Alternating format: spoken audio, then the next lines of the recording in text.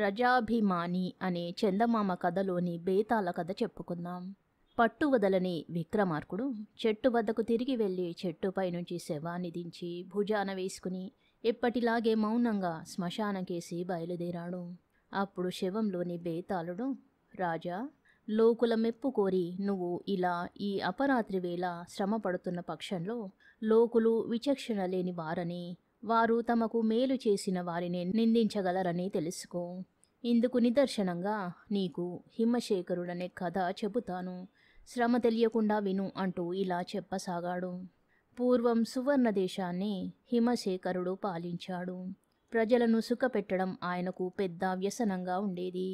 తాను ఏ చర్యలు చేస్తే ప్రజలకు జీవితం మరింత సుఖంగా ఉంటుందా అని అస్తమానము ఆలోచిస్తూ ఎప్పుడూ ఏదో ఒక ప్రజోపయోగం కొనసాగిస్తూనే ఉండేవాడు.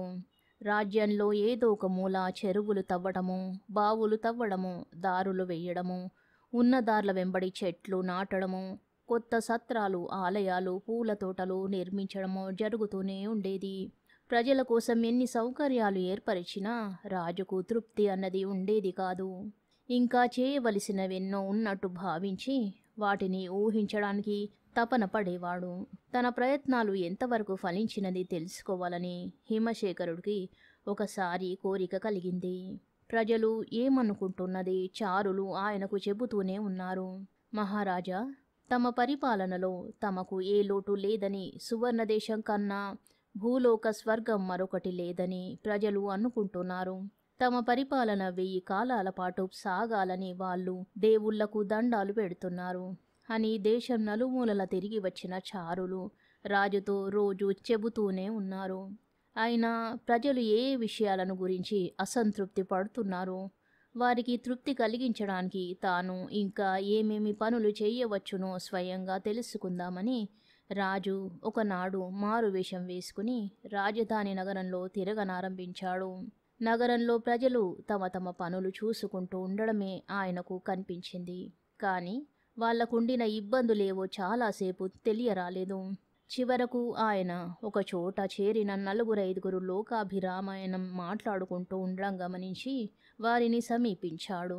ఇతర దేశాల వాళ్ళు మన దేశాన్ని చాలా మెచ్చుకుంటున్నారు. మన దేశంలో ప్రతి ఒక్కడు రాజేనంటున్నారు అన్నాడు వారిలో ఒకడు. వాళ్ళు రాజుగారి లోగిలి చూస్తే ఆ మాట అనరు. ఆయన భోగాలెక్కడా, ఆయనెక్కడా? 2 చెరువులు తవ్వగానే మనమంతా రాజులమైపోతామా? అందరూ గొప్పగా చెప్పుకోవాలని రాజులు బావులు తవ్విస్తారు, సత్రాలు కట్టిస్తారు. అంత మాత్రం చేతనే మనమంతా సర్వసుఖాలు అనుభవిస్తూ రాజులమైపోయినట్టేనా అన్నాడు మరొకడు. మిగిలిన వాళ్ళంతా వాడి మాటలకు ఆమోదం తెలుపుతూ నిజం నిజం అన్నారు. ఈ సంభాషణ విని రాజు తల వంచుకొని ముందుకు సాగిపోయాడు. తాను తలపెట్టిన ప్రజోపయోగాలన్నీ తన కీర్తి కోసం చేసినవేనని ప్రజలు అనుకుంటున్నారు. ప్రజల సౌఖ్యం కోసం తాను పడిన ఆరాటమంతా బూడిదలో పోసిన పన్నీరయింది. తన ఆరాటం మూలంగా ప్రజలకు అదనపు సంతృప్తి ఏమీ కలగలేదు.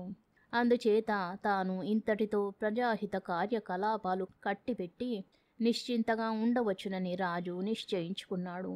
కొంతకాలం గడిచింది. ఆ 7 వర్షాలు కురవలేదు. చేలు ఎండిపోయాయి. చెరువులలో నీటి చుక్కలేదు. కాటకం వచ్చింది. తిండి కొరత ఏర్పడి సువర్ణదేశ ప్రజలు ఆకలితో అలమటించసాగారు. ప్రజల కష్టాలను రాజు చూడలేకపోయాడు. ఆయన గుండె ద్రవించింది. రాజు వెంటనే తన గాదెల నుంచి ధాన్యం తీయించి అన్న సత్రాలు ఏర్పాటు చేశాడు. తన ఖజానా నుంచి అంతులేని ధనం పైకి తీసి దూర ప్రాంతాల ధాన్యం కొనుగోలు చేసి తెప్పించాడు.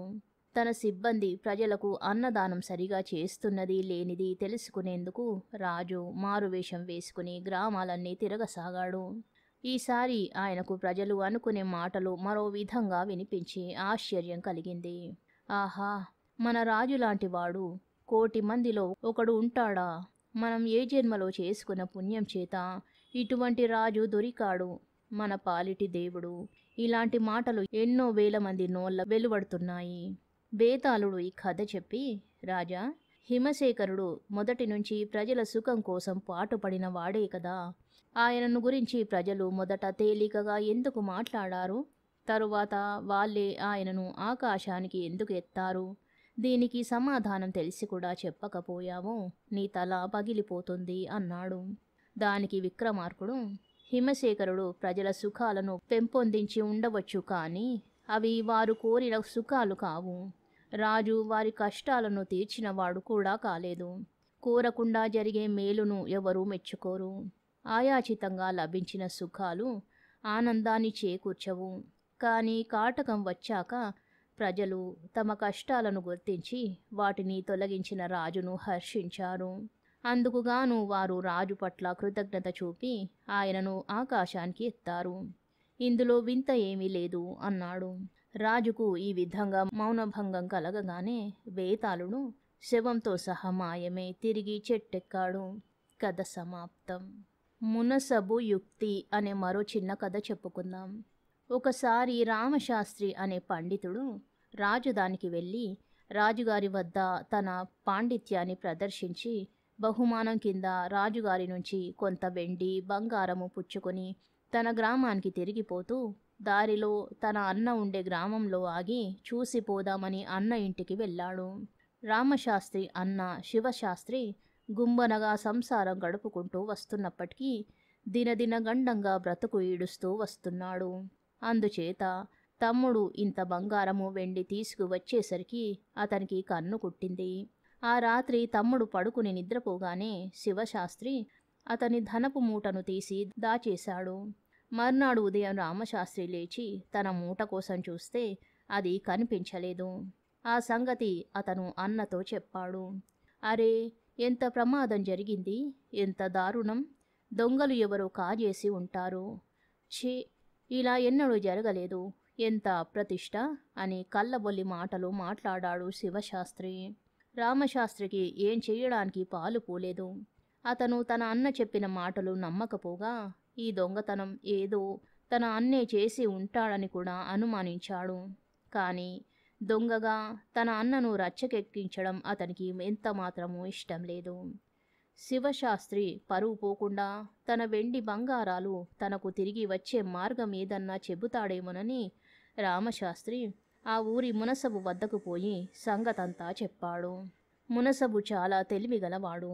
ఆయన కొంచెంసేపు ఆలోచించి రామశాస్త్రికి ఒక ఉపాయం చెప్పాడు. రామశాస్త్రి ఆ ఉపాయాన్ని ఆమోదించాడు. మరికొంతసేపటికి ఇద్దరు తలారి వాళ్ళు రామశాస్త్రిని పెడరెక్కలు విరిచికట్టి మునసబు వెంట శివశాస్త్రి ఇంటికి తెచ్చారు. శివశాస్త్రి ఇదంతా చూసి చాలా కంగారు పడ్డాడు. తన తమ్ముడు ఏం నేరం చేశాడో అతనికి అర్థం కాలేదు.